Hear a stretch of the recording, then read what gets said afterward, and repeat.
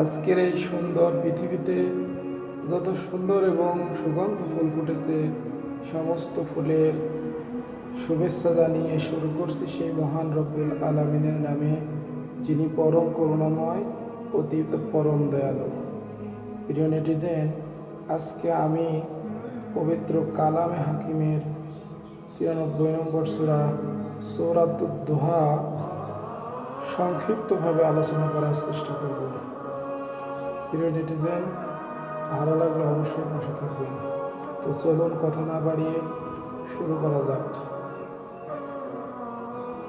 আউযু বিল্লাহি মিনাশ শাইতানির রাজীম।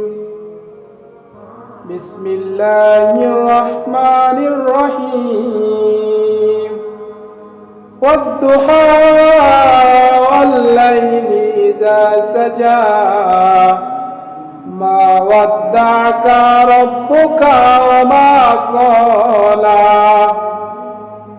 ওয়ালাল আখিরাতু খায়রুল লাকা মিনাল উলা ওয়ালা সাওফা ইউতিকা রাব্বুকা ফাতারদা আলাম ইয়াজিদকা ইয়াতীমান ফাআওয়া ওয়াজাদাকা দাল্লান ফাহাদা ওয়া ওয়াজাদাকা আইলান ফাআগনা ফাআম্মাল ইয়াতীমা ফালা তাকহার ওয়া আম্মাস সাইলা ফালা তানহার ওয়া আম্মা বিনি'মাতি রাব্বিকা ফাহাদ্দিস।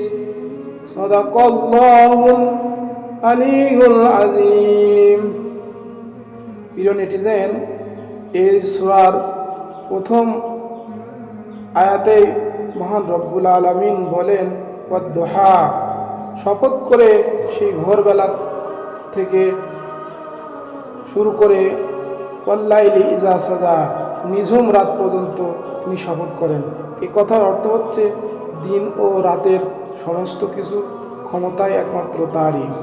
এরপর মহান মাবুদ বলেন, মূলত এই সূরাটি হচ্ছে নবী মুহাম্মদ সাল্লাল্লাহু আলাইহি ওয়াসাল্লাম তায়েফের ময়দানে যখন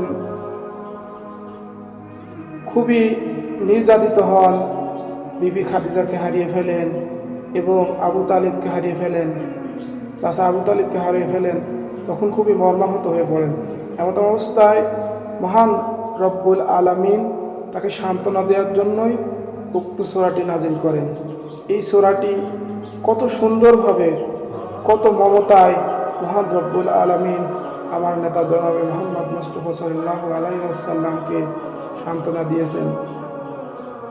তিনি বলেন, মা ওয়াদ্দা'কা রাব্বুকা ওয়া মা ক্বালা,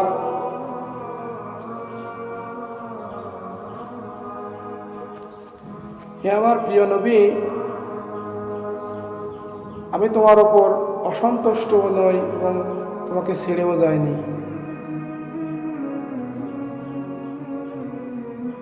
আলাম ইয়াজিদকা ইয়াতীমান ফাআওয়া, আমি কি তোমাকে এতিম হিসেবে পাইনি, অথবা তোমাকে আশ্রয় দিয়েছি? কেন তুমি এত মন খারাপ করে আছো? ওয়াজাদাকা দাল্লান ফাহাদা, আমি তো তোমাকে এমন অবস্থায় পেয়েছিলাম তুমি পথের দিশা পাচ্ছিলে না, তখন আমি তোমাকে সিরাতুল মুস্তাকিম অর্থাৎ সরল সোজা পথ দান করেছি।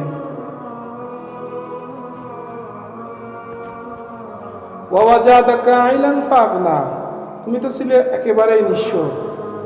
বিবি খাদিজাকে তোমার হাতে সমর্পণের মাধ্যমে তোমাকে ধনী বানিয়ে দিয়েছি এবং দয়া ও রহমত পরশ দিয়ে তোমাকে গনি বানিয়ে দিয়েছি। ফাআম্মাল ইয়াতীমা ফালা তাকহার, অতএব হে নবী, আপনি যেহেতু নিজেই এতিম ছিলেন, অতএব এতিমদের বিষয়ে সচেতন থাকবেন। এতিমদের সাথে কখনো কঠিন ভাষায় কথা বলবেন না। আম্মাস সাইলা ফালা তানহার, এবং অসহায় নিঃস্ব আপনার কাছে যারা সাহায্য প্রার্থনা করে তাদের কখনো ভর্ৎসনা করবেন না। ও আম্মা বিনিয়ামাতি রব্বিকা ফাহাদ্দিস, এবং আপনার প্রভুর যতগুলো নিয়ামত আপনি পেয়েছেন সেটা আপনি সকলের মাঝে ছড়িয়ে দিন, অর্থাৎ বিস্তারিতভাবে বর্ণনা করুন। সুবহান আল্লাহ, আল্লাহু আকবার। আমার নবী মুহাম্মদ সাল্লাল্লাহু আলাইহি ওয়াসাল্লাম দুঃখ কষ্টে ভারাক্রান্ত অবস্থায় আল্লাহর কাছ থেকে এভাবে সান্ত্বনা পেয়েছেন।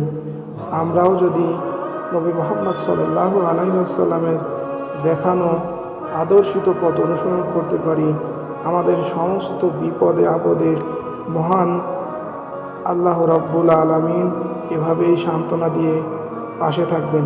শুধু সান্ত্বনায় নয়, অবশ্যই তিনি তার রহমতের ঝান্ডা আমাদের উপর পরিবেষ্টন করে রাখবেন।